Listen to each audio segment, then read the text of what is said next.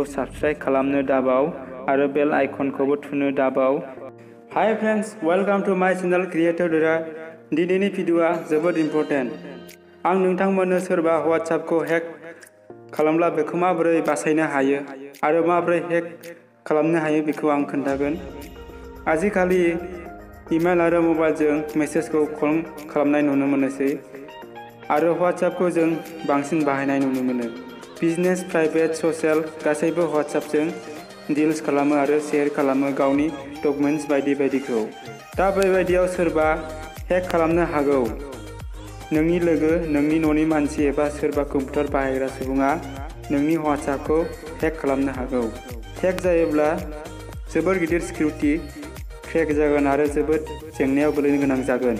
बे भिडिअखौ जोबजासिम नायलां, मानोना बेखौ मिथिना लानाया गोनांथार WhatsApp बाहायग्राफोरनि थाखाय, मानोना सोरबा हेक खालामनोबो हागौ। जुदि नों प्रटेक्ट खालामोब्ला बेखौ माबोरै प्रटेक्ट खालामनो आरो माबोरै चेक खालामनो हायो WhatsAppआव हेक जादोंना जायाखै बेखौबो आं खोन्थागोन। फैदो जों मबाइलनि स्क्रिनाव थांनोसै। सिगाङाव आं नोंथांमोननो खोन्थानोसै माबोरै हेक जानो हागौ। WhatsApp हेक जानाया नोंथांनि डेटाबेसखौ खावो आरो माने नोंथांनि मबाइलनि डाटाखौ कपि खालामो आरो बियो फरायो। नोंथाङा मबाइलखौ लोगोनो दसे समनि थाखाय होथ'योब्ला WhatsAppआ हेक जानो हागौ। नोङो जाय मेसेजखौ हरदों एबा गुबुननो हरदों, बे मेसेज हेक खालामग्राया लाइभ नुगोन मोनसे समावनो। अब्ला नायदो, WhatsAppखौ अपेन खालामनानै अपेन खालामब्ला नुगोन गोजौआव खनायाव मोनथाम डट नुगोन। बे मोनथाम डटआव क्लिक खालामनांगौ। बेयाव क्लिक खालामबा नुगोन WhatsApp वेब आरो WhatsApp वेबआव क्लिक खालामदो। क्लिक खालामबा नुगोन, बेयाव नायदो नोंनि केमेराया खुलिगोन आरो बे QR क'डखौ स्केन खालामनो खोन्थागोन। आरो जुदि केमेरा फैयाब्ला माबा मोनसे फैयोब्ला बेखौबो आं खोन्थागोन। दा केमेरा गेवनानै दं, अब्ला बेयो हेक जायाखै। दा बे QR क'डखौ अफाय मोनगोन। नोङो बिनि web.whatsapp.com बेखौ क्रोम ब्राउजाराव खुलिदो। बियो क्रोमावल' जागोन, गुबुन ब्राउजाराव जानाय नङा। आं होनबा क्रोम ब्राउजाराव थांनानै खुलिनोसै। बेयाव नायदो web.whatsapp.com आरो बेखौ नायदो बे QR क'ड रिफ्रेस खालामगासिनो। बे मबाइला QR क'ड बिदोंमोन, बेखौ आं स्केन खालामनोसै। जेब्ला QR क'डआ स्केन जागोन अब्ला एक्सेस जागोन।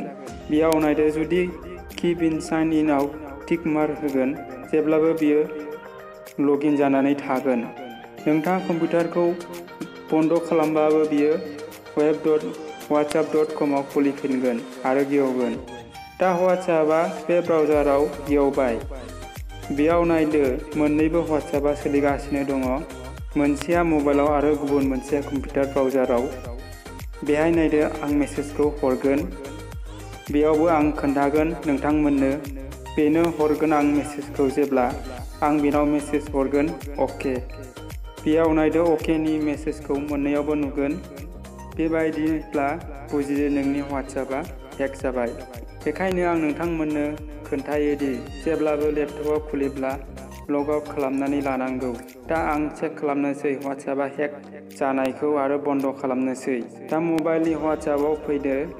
सिगांनि बायदि मोनथाम डटआव लांनानै बेयाव दहायनि बायदि अपसन फैगोन WhatsApp वेब।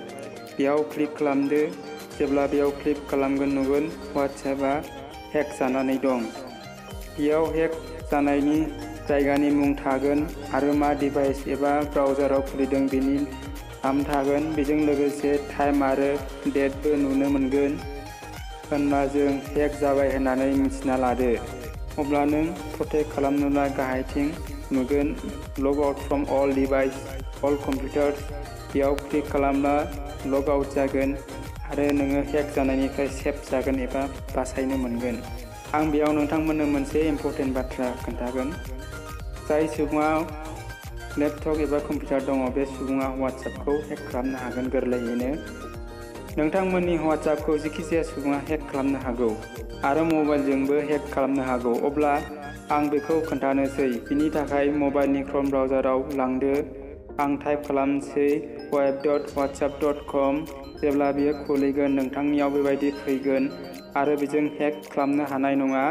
जेब्ला नों मोनथाम डटआव क्लिक खालामगोन गाहायथिं रिकुवेस्ट डेस्कटप साइट बेयाव टिक मार्क होनानै खुलिदो अब्ला बियो लेपटपनि बायदि पेज फैगोन। अब्ला बेखौ खुलिगोन गोदान पेज फैगोन web.whatsapp.com आरो बेयाव QR क'डखौ स्केन खालामनो खोन्थागोन। सिगाङाव खोन्थानायखौ फल' खालामबानो WhatsAppआ हेक जागोन। बेबायदिनो नोंथाङा गुबुन मबाइलखौ मोनोब्ला हेक खालामनो हागोन। भिडिअखौ एसेयावनो दोनथ'नाय जाबाय। लोगोफोर भिडिअखौ मोजां मोनदोंबा लाइक खालाम, शेयार खालाम आरो चेनेलखौ साबस्क्राइब खालामाखैबा साबस्क्राइब खालाम। बेजों लोगोसे खाथियाव थानाय घन्टिनि सावगारियाव सेरनानै हो। जेब्ला आं भिडिअ आपल'ड खालामो अब्ला नोंनाव सहैनाय बायदि